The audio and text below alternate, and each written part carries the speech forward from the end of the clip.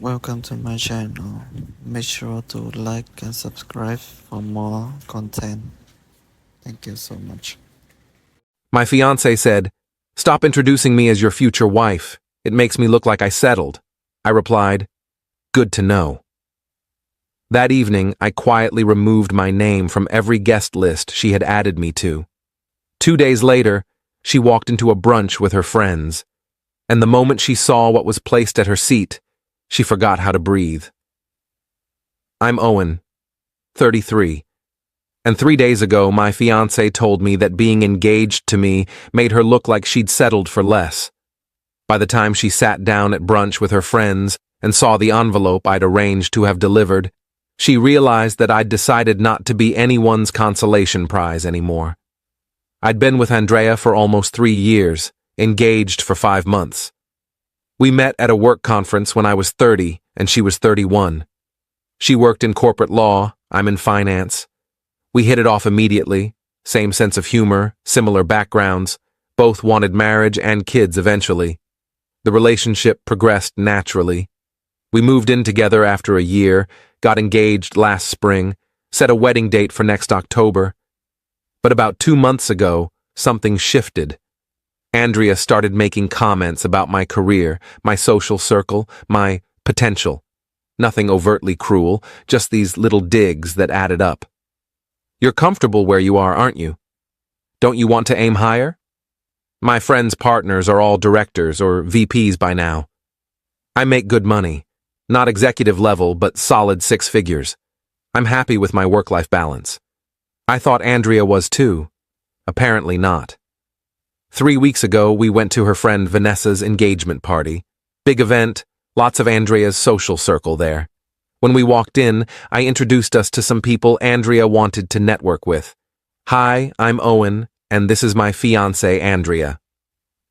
Later that night in the car, she brought it up. "Can you not do that?" "Do what?" "Introduce me as your fiancée. It's just weird."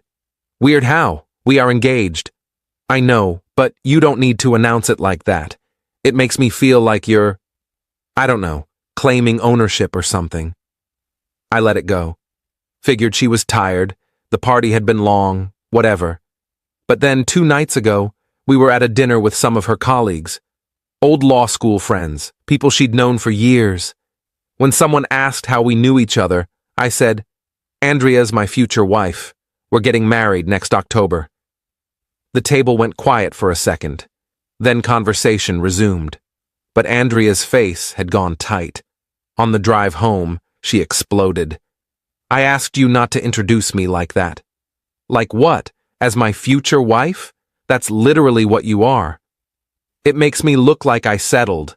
Like I couldn't do better, so I just picked you." I felt like I'd been punched. "You think marrying me makes you look like you settled?" "That's not what I meant." "That's exactly what you meant. You just said introducing you as my future wife makes you look like you settled. How else am I supposed to interpret that?" "You're twisting my words. I'm just saying you don't need to be so public about it. My friends are all marrying doctors, executives, entrepreneurs. And you're fine. You're good at what you do, but you're not ambitious like them. When you announce me as your fiancé, it highlights that. Highlights that you're marrying someone you consider beneath you." "I didn't say beneath me. You said I make you look like you settled." "Same thing." She went quiet. Didn't apologize, didn't take it back. Just said she was tired and went to bed. I sat in the living room for probably 2 hours thinking. Then I made some decisions. First, I pulled up every event Andrea had RSVP'd us for over the next few months. Her friend's wedding shower, a law firm gala, her college roommate's birthday party, several brunches and dinners. For all of them, she'd added me as her +1 without asking. Just assumed I'd come along as her accessory, her partner she was apparently embarrassed to claim. I went through each event and removed myself from the guest lists. Sent polite emails to hosts saying I wouldn't be able to attend, apologizing for the late notice. Some of them were Andrea's close friends who had my email from previous events. I kept the messages brief and professional. Then I did something else. I contacted Andrea's best friend, Melissa. We'd always gotten along well. I asked if she'd be willing to help me with something at this weekend's brunch, a group thing Andrea had planned with her inner circle. Melissa was hesitant until I explained what Andrea had said. Then she agreed immediately. The next morning, Friday, Andrea acted like nothing had happened. She was getting ready for work, talking about wedding planning, asking if I'd confirmed our RSVP for her friend Sarah's wedding shower that weekend. About that, I said. I canceled my RSVP. What? Why? Because you're embarrassed to introduce me as your fiancé. So I figured you'd rather go to these events solo. Avoid the whole settled thing. Owen, don't be ridiculous. I'm not being ridiculous. I'm respecting your wishes. You don't want people knowing you're marrying me because it makes you look bad. So go to your events alone. Problem solved. You're being childish. I'm being clear. You said what you said, I heard you. Now I'm acting accordingly. She stared at me. So you're just not coming to Sarah's shower? Or any of the other events you signed us up for? I went through the list last night, removed myself from everything. You can't just... I can, and I did. If you're embarrassed to be engaged to me, don't bring me. Simple. I left for work. She texted me throughout the day, first angry, then defensive, then trying to backtrack. I didn't mean it the way it sounded. You're overreacting. Can we please just talk about this? I responded once. I heard exactly what you meant. Enjoy your brunch Sunday. Update 1, Saturday. Andrea tried a different approach. She was apologetic, said she'd been stressed about work and hadn't meant to hurt me, said obviously she was proud to be marrying me, that I was misunderstanding her concerns. So you're not embarrassed to introduce me as your future husband? I asked. No, of course not. Then why did you say it makes you look like you settled? She couldn't answer that. Just kept saying I was taking it out of context, that she'd phrased it badly. The context was pretty clear, I said. You think I'm not impressive enough for your social circle. You think being engaged to me reflects poorly on you. That's not phrasing. That's how you actually feel. Owen, please. Are you going to the brunch tomorrow? Yes, but I want you to come. Please. Let's just show up together and move past this. I'm not going. You'll have to explain to your friends why I'm not there. What am I supposed to tell them? Tell them the truth. That you're embarrassed to be engaged to someone who makes you look like you settled. She didn't like that. We spent Saturday mostly in separate rooms. That evening, she asked one more time if I'd reconsider coming to the brunch. I said no. She went to bed frustrated. What Andrea didn't know was that I'd already coordinated with Melissa. The brunch was at a nice restaurant, one of those trendy, bottomless mimosa places Andrea's friend group loved. Melissa had arranged with the restaurant to have something delivered to Andrea's seat before everyone arrived, an envelope with Andrea's name on it. Inside the envelope was a letter I'd written, and a copy of our wedding venue cancellation confirmation. Sunday morning, Andrea got ready for brunch, asked me one last time if I was coming. I said no. She left around 10:30 a.m. I waited at the apartment. Around 11:15 a.m., my phone started ringing. Andrea. I didn't answer. She called 3 more times. Then Melissa texted me. She opened it. You should have seen her face. 15 minutes later, Andrea came home. She burst through the door, envelope in hand. What the hell is this? She demanded. It's exactly what it says. Cancellation confirmation for our wedding venue. You canceled our venue without talking to me? You told me marrying you makes you look like you settled. I decided to solve that problem. No wedding, no settling. Owen, you can't just cancel our wedding. I didn't cancel the wedding. I canceled the venue. But yeah, I'm canceling the wedding too. As of right now, we're not engaged anymore. She just stared at me. You're breaking up with me? Because of one comment? It wasn't one comment. It was a pattern. Months of you making me feel like I'm not enough. Like you're embarrassed of me. Like you're only with me because you couldn't find someone better. I'm done being someone's backup plan. You're not my backup plan. Then why did you say introducing you as my future wife makes you look like you settled? Why have you been comparing me to your friends' partners? Why do you care so much about how I make you look to other people? She couldn't answer. Just stood there holding the letter and the cancellation notice. The letter explains everything, I said. How you've made me feel for months. How I'm tired of being treated like a disappointing choice. How I deserve someone who's proud to be with me, not embarrassed. Owen, please. I'm sorry. I didn't realize. You didn't realize because you weren't thinking about me at all. You were thinking about your image, about what your friends would think, about whether I was impressive enough for your social circle. That's not love. That's social climbing. That's not fair. What's not fair is spending 3 years with someone, agreeing to marry them, then telling them they make you look bad. That's what's not fair. Update 2. Andrea didn't leave. She spent the rest of Sunday trying to convince me I was overreacting, that I was throwing away 3 years over a misunderstanding, that if I'd just give her a chance to prove she didn't really feel that way, we could work through this. How are you going to prove it? I asked. By introducing me to your friends? You already had that chance, multiple chances, and you made it clear you didn't want to. I'll do it now. I'll call everyone from brunch, tell them you're my fiancée. Don't bother. Melissa already told them. After you left the brunch in a panic, she explained to everyone what you'd said to me, about settling, about being embarrassed. Your friends know exactly why I ended things. Her face went white. Melissa told them? I asked her to. You wanted to keep me hidden, make me your secret shame. I wanted your friends to know the truth about why the wedding's off. You humiliated me in front of my entire social circle. You humiliated me for months. Called me unambitious, said I made you look bad, compared me to other people's partners. I just made sure your friends knew the real reason we're done. She tried for another hour to change my mind, cried, apologized, said she'd do anything, but I was done. I told her to pack a bag, stay somewhere else for a few days while we figured out living arrangements. She eventually left around 6 p.m., went to stay with her sister. Monday morning, I contacted a lawyer about untangling our finances. We'd combined some accounts, co-signed on the apartment lease. It was going to be messy but necessary. Monday afternoon, Andrea's mother called me.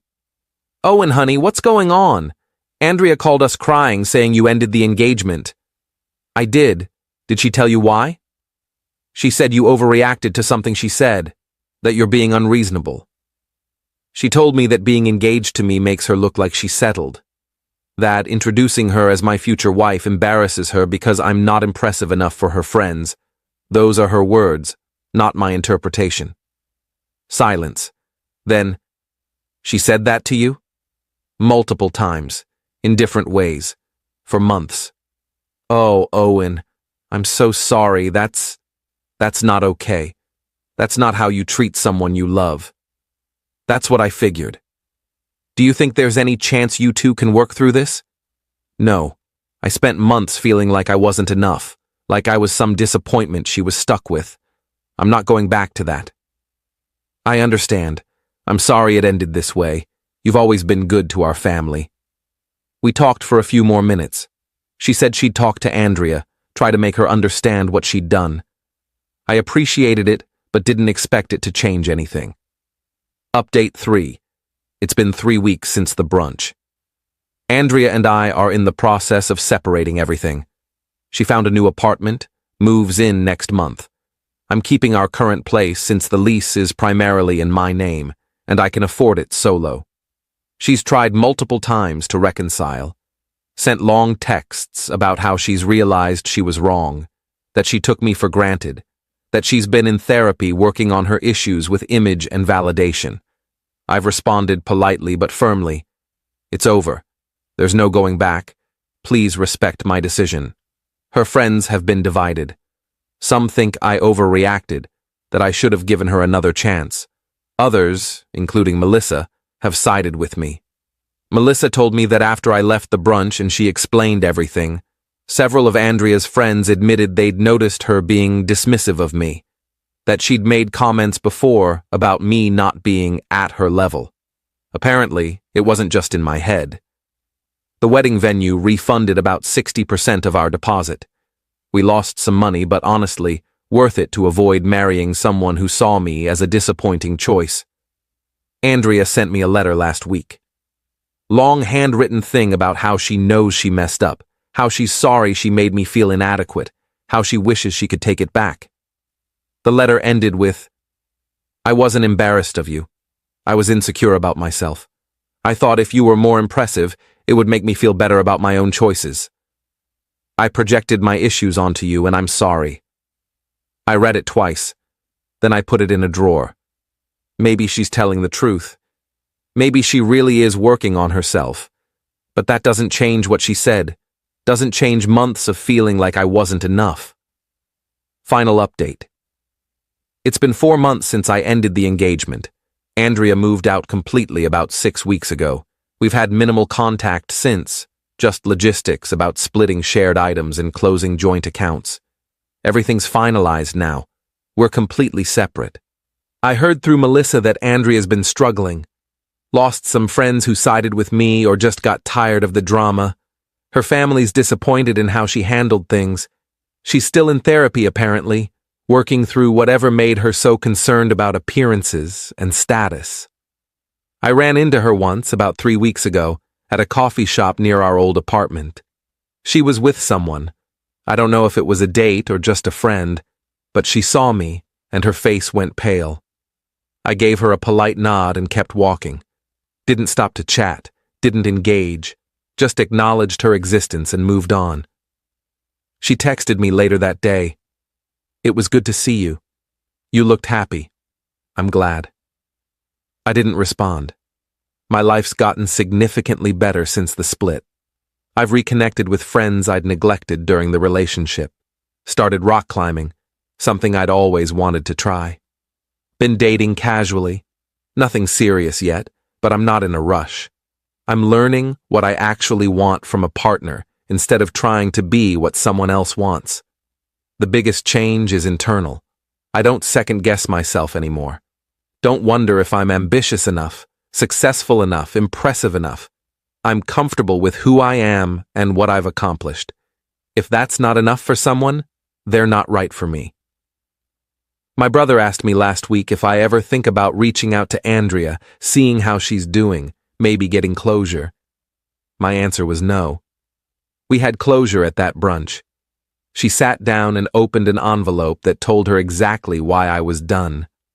That's all the closure either of us needed. Melissa and I still talk occasionally. She told me Andrea asked about me recently, wanted to know if I was seeing anyone. Melissa shut that down immediately.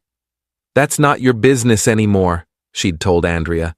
"You had someone good and you made him feel like he wasn't enough. Let him move on." I appreciated that. The thing I keep coming back to is this. Andrea didn't just make one comment about settling. She revealed a pattern of thinking that had been there all along. The comments about my career, my ambition, my potential, they were all part of the same issue.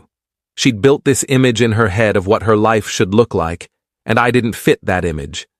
Instead of recognizing that the image was the problem, she tried to change me or hide me. I'm glad I found out before the wedding, before we had kids, before I spent years trying to live up to standards I was never going to meet because they were arbitrary and constantly shifting. Some people think I was too harsh, that canceling the venue and having the letter delivered at brunch was unnecessary drama, but I disagree. Andrea needed to understand that actions have consequences, that you can't treat people like disappointing accessories and expect them to stick around. The letter at brunch made sure she and her friends understood exactly why I was walking away. Would I do it differently if I could go back? Maybe I would have had a longer conversation before canceling the venue. Maybe I would have given her one more chance to apologize meaningfully. But probably not. She'd had months to apologize for the comments, to recognize she was hurting me, to change her behavior. She didn't. She only cared when I took action. I'm Owen, 33, single. living in an apartment that's all mine. Learning that being alone is infinitely better than being with someone who makes you feel small. Andrea thought I wasn't impressive enough for her friends. Turns out, she wasn't impressive enough as a partner. That's all there is to it. Edit 1. People keep asking what the letter said exactly. I kept it simple. Explained how her comments had made me feel over the past months, listed specific things she'd said, including the settled comment, and stated clearly that I was ending the engagement because I deserve someone who's proud to be with me. Attached the venue cancellation as proof I was serious. Edit 2. Yes, I did lose money canceling the venue and other wedding arrangements. Worth every penny. Would have lost a lot more divorcing someone who fundamentally didn't respect me. Edit 3. Andrea's friends from the brunch have reached out a few times, some apologizing for not noticing how she treated me, others asking if I'm really done or if there's a chance we'll reconcile. I've been clear with everyone. It's over. No reconciliation. No second chances. She showed me who she was, and I finally believed her. Thank you so much for watching. Hope you enjoyed the video. Make sure to like and subscribe for new content.